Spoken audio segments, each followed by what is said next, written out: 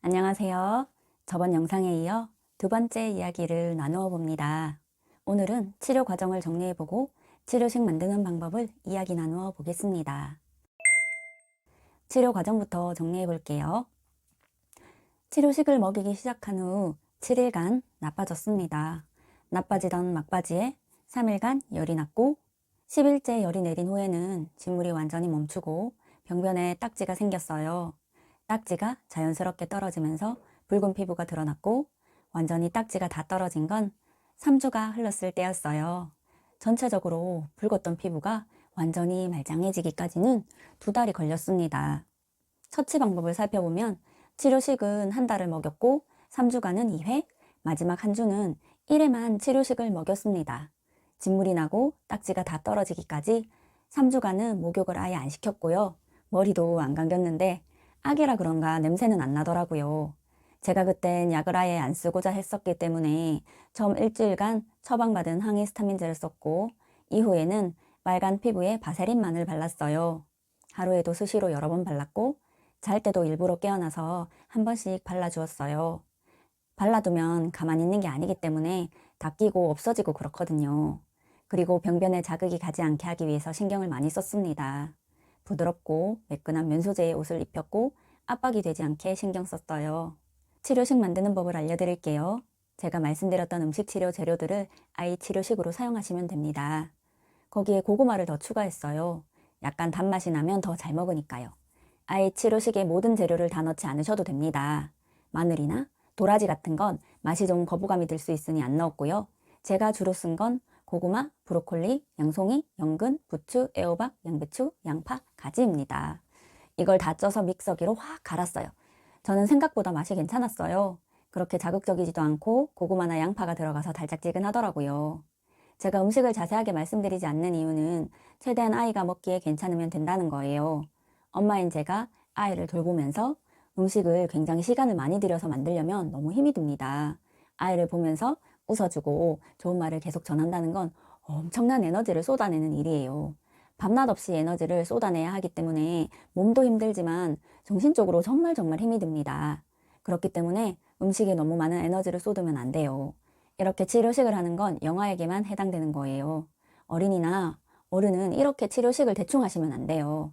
그리고 정말 중요한 게 있죠. 말로 약을 주는 건 말이에요. 제가 치료에서 가장 중요한 건 마음가짐이라고 말씀드렸어요.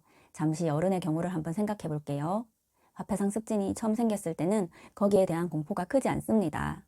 뭐지? 라는 궁금증이 생기고 인터넷으로 이곳저곳을 찾아보게 되죠. 피부과 치료를 하면서 난치성이라는 말을 듣고 놀라게 되고 그리고 내가 잘 낫지 않는 피부 질환에 걸렸다는 걸 알면 좌절하고 인정하고 싶지 않아집니다. 그리고 진짜 자신의 치료를 하면서 잘 낫지 않고 반복되는 상황을 겪게 되면 더욱더 내면의 공포는 커지게 됩니다. 그 내면의 공포는 치료를 방해하는 요인이 된다는 걸 아시나요? 영상을 보셨다면 아시겠지만 영화는 마음가짐에 약간의 음식 치료만 더해도 쉽게 나아지는 모습을 보여줬어요. 어린아이일수록 경험이 없기 때문에 공포에 대한 감정을 쉽게 예측할 수 없습니다. 아픈 건 그냥 지금이 아픈 거지 미래에 어떻게 더 아플 건지 생각조차 하지 않기 때문에 그 미래를 엄마의 말로 대신 그려주는 거예요. 큰일이야. 너는 더 나빠질 거야. 너는 왜 그러니?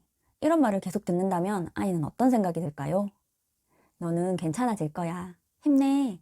어떤 일이 있어도 엄마가 너를 지켜줄 거야. 훨씬 좋아졌어. 괜찮아진다고 이야기해주고 너는 잘하고 있다고 용기를 주는 말을 듣는 아이는 어떨까요? 이렇게 보면 아이의 치료에 부모의 태도가 얼마나 중요한지 알 수 있겠죠. 음식 치료가 아니라도 병원 치료를 하더라도 피부 질환이 아닌 아이가 감기에 걸렸더라도 주 양육자의 태도는 아이의 치료에 많은 영향을 미칩니다. 여러분들은 내 아이에게 어떤 마음을 전해야 할지 잘 알고 계시리라 믿어요. 이렇게 영아의 치료에 대해 정리해 보았습니다. 생각해보면 쉬운 것 같으면서도 어렵죠. 우리는 생각보다 부정적이고 어떤 불안한 상황에서 긍정을 끌어내는 건 굉장히 어렵습니다. 순수하게 긍정을 떠올리는 사람은 일반적으로 잘 없어요. 부정적인 마음은 금방 전염되는 것 같아요. 우리는 부정적인 자극에 더욱 반응하게 됩니다. 우리는 아이들에게 안 돼! 하지마! 그만! 위험해! 이런 부정적인 말을 굉장히 많이 해요. 아이에게 긍정적인 말을 하는 건 생각보다 쉽지 않습니다. 연습이 필요해요. 저는 여러분들이 연습을 하는 거라 생각하셨으면 좋겠어요. 그리고 아이도 그렇게 누군가에게 긍정의 말을 듣고 스스로 긍정을 떠올리는 연습을 하는 거예요.